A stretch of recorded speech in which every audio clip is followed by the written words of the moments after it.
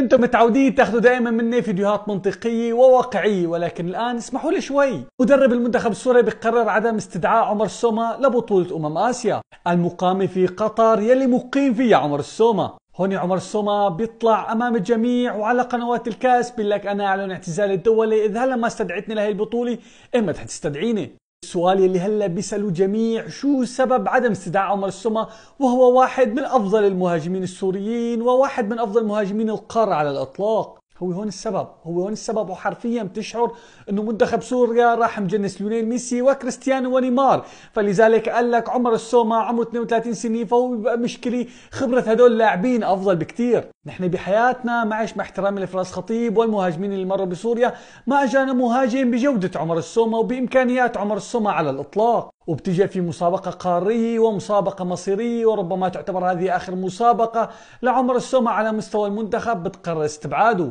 والله العظيم كرتنا السورية في عفن كروي أكثر من نادي برشلونة هذا الموسم.